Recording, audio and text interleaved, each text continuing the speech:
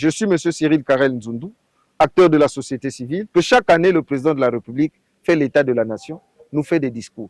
Et dans ces discours, il revient sur les questions sécuritaires.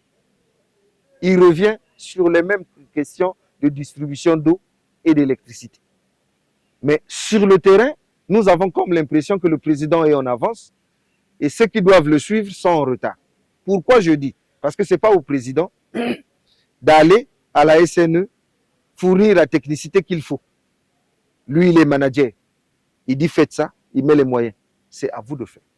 Si aujourd'hui nous souffrons, tous nous avons souvent l'habitude de nous tourner vers le président. Pendant qu'il a créé les conditions, il a mis en place un gouvernement qui est censé suivre à la lettre et le rattraper à la ligne. C'est-à-dire que chaque fin d'année, quand il fait le discours à la nation, s'il a abordé des points, eux, ils doivent matérialiser ces points-là parce qu'ils ont les moyens.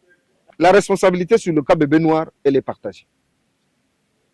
Elle est partagée pourquoi l'État a sa part de responsabilité, nous les parents avons notre part de responsabilité.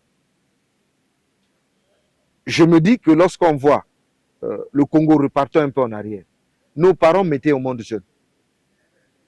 19 ans, 20 ans, à l'époque, déjà 22 ans, ils étaient déjà responsables parce qu'ils habitaient déjà chez eux. Ils entretenaient leur famille. Ça veut dire qu'à l'âge où ils mettaient au monde, ils avaient plus la facilité de nous contrôler. Mais aujourd'hui, nous avons des parents qui sont à l'apogée de la vieillesse. Lorsqu'ils mettent au monde, ils ne sont plus capables de gérer ces enfants. Ils ne sont même plus capables de les éduquer parce que ces enfants les prennent pour des grands-pères, ils ne les écoutent plus. Nous ne pouvons pas rejeter la police et la responsabilité sur la police seule. Tous les jours, la police arrête. Tous les jours. Je vous dis que j'ai fait un tour à la gendarmerie pour voir. Parce que déjà, tous les commissariats sont pleins. À la gendarmerie, il y a un peu d'espace. C'est là-bas où on est en train de les entasser. Nous sommes conscients qu'au Congo, toutes les prisons sont pleines. La maison d'arrêt est pleine. Il n'y a pas où affecter ces gens. J'ai vu le ministre Hugues, il n'y a pas longtemps que la semaine passée, aller à Aubeville avec le Premier ministre pour aller accélérer les travaux. Ça traîne parce que les mêmes bandits qui sont entassés, nous avons vu l'évasion au plateau de 15 ans. Vous pensez que cette invasion, c'est quoi? C'est parce qu'il y a eu un surnombre là-bas, au niveau des gens qui n'ont pas pu supporter, et voilà, les gens fouillent. Ceux qui sont à la gendarmerie, on est en train de faire le tri. Mais il y en a qui, dans le tri, sont en train de se faufiler, qui sont en train de sortir. Ça veut dire que les mêmes bandits, vous les attrapez aujourd'hui, 2 jours, ils sont dehors. Est-ce que c'est la police qui est responsable de ça? Est-ce que c'est la justice? Parce que la police et la gendarmerie, de leur côté, ils font. J'ai vu le procureur taper sur la table pour dire on doit mettre un terme. Mais lesquels qui mettent ces gens là dehors? Ils sont arrêtés, ils sont placés à la maison d'arrêt. Comment ils sortent? Je vois mal un procureur qui a ordonné à jeter quelqu'un en prison, qu'un policier se permette le droit de fouler aux pieds les instructions du procureur pour dire toi je te sors, malgré l'instruction du procureur. Les problèmes d'électricité, nous étions tous contents lorsqu'on a lancé Imboulou. Lorsqu'on a lancé Imboulou, nous avons eu tous les espoirs possibles parce qu'on a même cru qu'on allait commencer même à donner le courant aux pays voisins. Parce qu'Imboulou a été pour nous un rêve. Mais au fait, c'est un rêve où, quand nous nous sommes réveillés, on s'est rendu compte que finalement, on a rêvé trop longtemps. Nous pensons que lorsqu'on a commencé à constater les failles au niveau d'Imboulou, les dispositions seraient déjà prises. Chaque année, on vote le budget de l'État. Chaque année, l'État, en fixant les priorités, on pouvait déjà... Imboulou a des problèmes aujourd'hui, ça fait combien d'années? Si on avait déjà pris les précautions en amont pour dire que, avant que ça ne devienne catastrophique, puisque j'ai vu le DG de la SNE nous dire que la RDC, qui nous donnait, je ne sais pas, 40 watts, aujourd'hui, maintenant, ils ont baissé, et ils ont considérablement baissé. Ça veut dire que de la RDC, nous n'avons plus de quoi compenser. Il y a Sunda, il y a les autres qui sont là en attente. Renforcer Mokoukoulou, ça, on pouvait le faire. Mais pourquoi, pendant qu'il y a les possibilités de le faire, on ne le fait pas? On continue à rafistoler là où on sait que, ici, nous pensons que c'est le manque de volonté politique. Pour nous, citoyens congolais, nous pensons que c'est le manque de volonté. Actuellement, nous prenons les quartiers sud.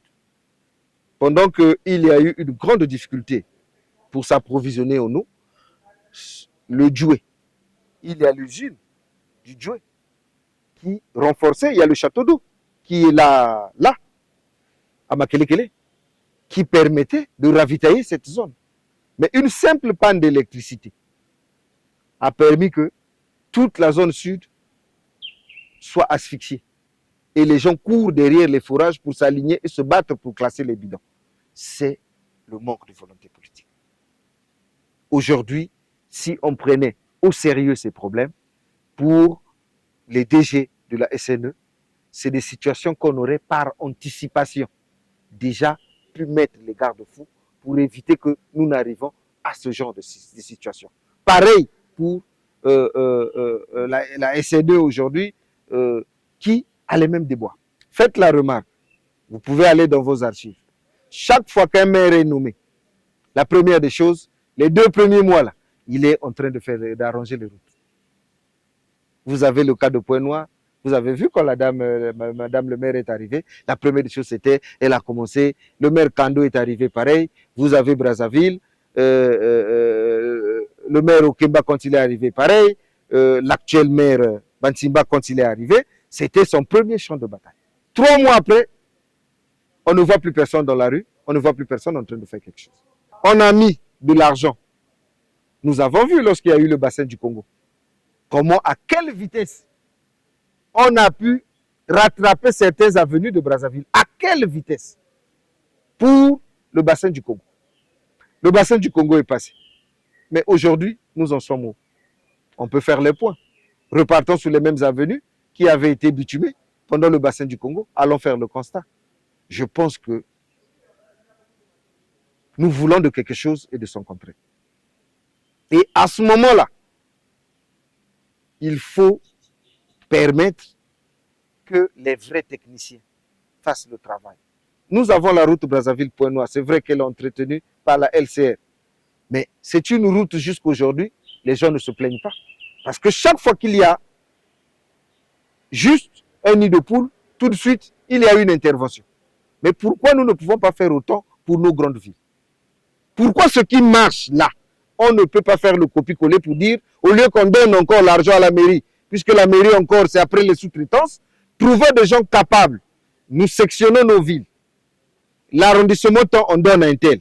Vous mettez, vous entretenez. Si ça se casse, vous êtes responsable. Vous coupez la ville en deux. Et en ce moment-là, comme avec la LCR, puisque l'expérience de la LCR aujourd'hui, nous applaudissons et nous acclamons parce que c'est visible. Faisons autant pour nos villes. Comme ça, on arrête. Puisque dans le système de toute traitance, nous connaissons toujours qu'il y a les pourcentages, il y a ceci, il y a cela. Pour éliminer cela, nous pensons qu'il faut aller avec le modèle de la LCR pour régler définitivement les difficultés que nous avons pour l'aménagement de nos routes. Ici au Congo, à travers le ministère du Commerce, nous avons des organes mis en place pour contrôler et veiller à ce que les prix soient respectés. Et vous savez qu'aujourd'hui, la précarité, la situation du Congolais lambda, nous avons discuté avec les inspecteurs qui sont allés pour le contrôle, qui nous ont dit, il y a des fois où on laisse le marché dicter son prix, parce que l'État a fixé, mais quand vous arrivez, l'État a dit, le kilo de viande c'est 2000, et vous arrivez dans le marché, il y a quelqu'un qui vend le kilo de viande à 1400. Bon, à 2000, ce n'est pas donné à la bourse de tous les Congolais, mais à 1400, il y a des gens qui viennent. Mais il faut là aussi tenir compte de la qualité du produit qui est vendu à 1400. S'il est bon, le monsieur s'est approvisionné où? Parce que les autres disent à 1400, ils ne peuvent pas. Mais lui qui vend à 1400, où est-ce qu'il a trouvé cette viande? C'est des grandes questions qui restent en suspens, mais le Congolais aujourd'hui souffre. C'est pour ça que nous avons les difficultés pour maîtriser les prix sur le marché. Les gens préfèrent laisser le libre arbitre parce qu'ils savent que dans le Méli-Molo, là, il y a même les plus démunis qui se retrouvent. Et ça, c'est les organes de l'État qui devraient veiller, qui devraient contrôler. Vendu à moins cher, oui. Nous savons que les importateurs, lorsqu'ils font venir, il y a de ces fois, ils vendent à des prix exorbitants parce que leur but, c'est faire du bénéfice. Et aujourd'hui, la mercuriale, souvent, échappe même au contrôle du ministère du Commerce.